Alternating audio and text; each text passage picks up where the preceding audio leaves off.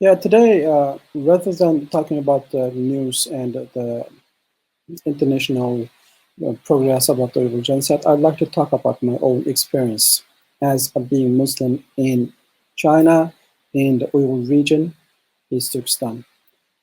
So, I myself, born in East Turkestan in Kashgar, and when I was a young boy, I don't know how to pray because my parents didn't pray. They didn't pray at the time. And I was fasting in Ramadan, but I was hiding. I was fasting secretly, but because whenever we went to school, the teachers always forced us to eat candy, drink tea, or water. They give us those things, especially on Ramadan days. So up to my 17 years old, I didn't know how to pray. Actually, my parents didn't teach me, as you don't pray. And every mosque, on the mosque, the door, there's a letter saying underage children cannot enter the mosque. 18 years old, under 18 years old cannot go to the mosque, cannot enter the mosque. And there are usually two or three government workers who stop you, prevent you from going into the mosque. Not only the children, but also the workers who work for the government, they cannot go into the room, go into the mosque. Every day, there are some people, especially on Friday, Salatul Jummah. So I was grew up in such an environment. I didn't read Quran. I don't know how to read, and I don't know how to pray. And also, I learned how to take wudu when I was 17. But when I went to Beijing for the university, for studying university, I found some friends. In Beijing, there's some freedom rather than my own hometown. So I found some friends, a very good friends. They taught me how to pray. Uh, then I began to pray. And when I went to Medina to study in Islamic University, I don't know how to read Quran.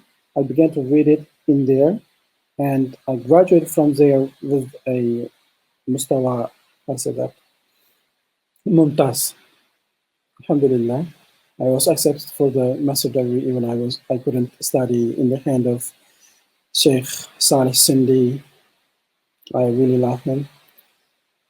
Okay, but even at the time when I was in the school in 2014, when I back to my home, I realized that there are some strict rules that never happened before. Especially in 2015, when I went back to my hometown, it was my last time. I found that I couldn't breathe in my own home. My mom always told me don't go out. And when I go out with my wife, she was wearing scarf. In 2011, no, in 2013, 14, she can wear scarf with a black hijab, black, how says that, abaya. But in 2015, black abaya is already forbidden. And face mask is already forbidden. Ramadan was already forbidden. And wearing a scarf was very difficult for her. When I was walking in a market with my wife, the guard at that market told her to take off her scarf, otherwise she will be in trouble. Police will chase after her. I couldn't say anything. I just said, okay, we don't know that. We came from another city. It was my hometown, but I said we came from another city. We don't know the rule. We will go out immediately. And then we left. So now I realized that I cannot stay in the city anymore. In my hometown, in my own home, I cannot stay. So we moved to another city. It was a bit better, a little better. But soon after we realized that the police were asking about us from our neighbors, then we had to leave.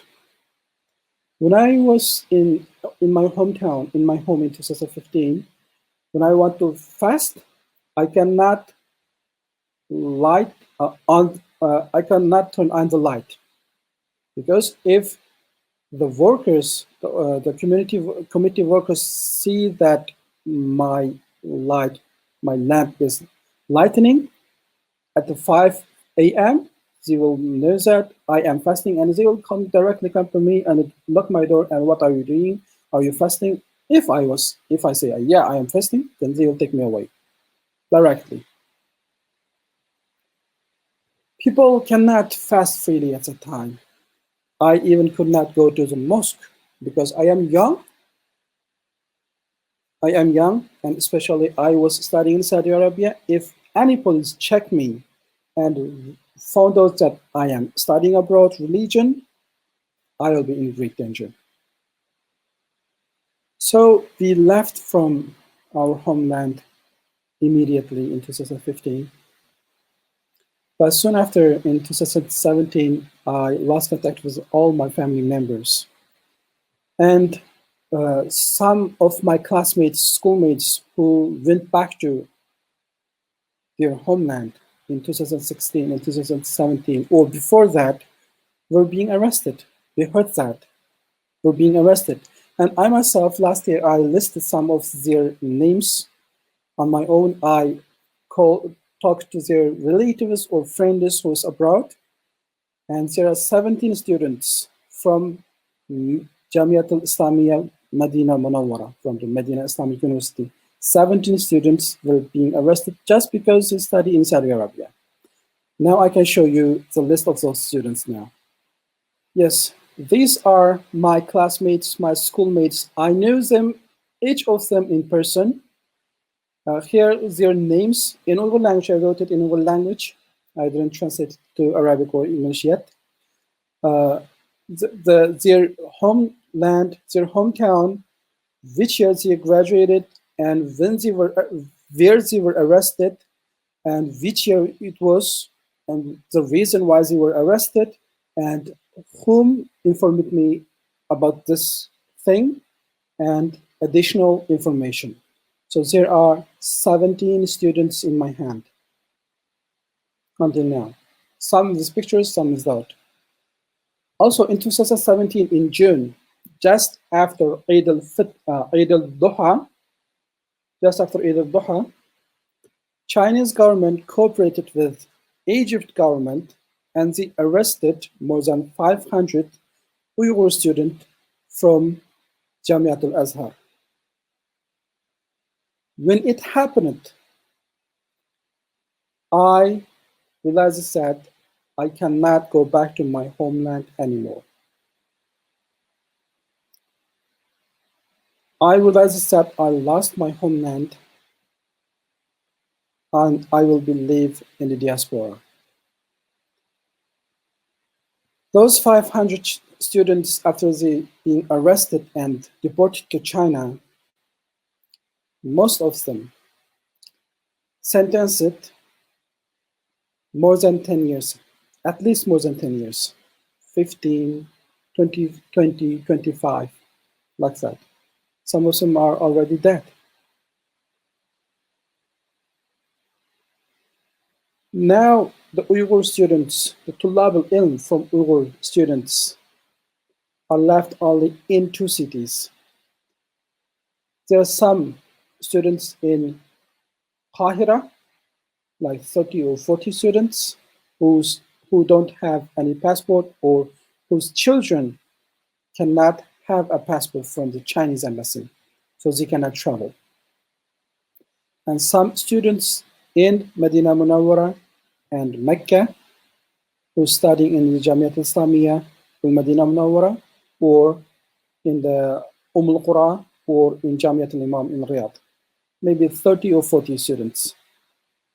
So from the 11 million Uyghur Muslim population, only 100 students, at most 100 students, are now studying Islam, studying Islamic religion in those 2 cities. If those 2 cities, of these 2 countries, Saudi and Egypt, cooperated with China and deport those children, those students to China, then there will be there will no any Uyghur students who are studying Islam in the world. They they cannot have a Chinese passport. They cannot travel now, and they cannot. They don't have any income because their income was cut off. Their economic income from their parents, from their support from their parents, were already cut off, and their parents already in jail or in the concentration camp or already dead. Who knows? We don't know. And in 2018, 4 Uyghur men were arrested in Saudi Arabia and deported to China. They were just a normal man. They don't have any illegal crime or action or kind of violent actions in Saudi Arabia. No, not in China, not in Saudi Arabia. So just one of them just came to the Saudi Arabia for pilgrim for Umrah. And when he wants to go back, it was Ramadan. When he wants to go back, he was arrested.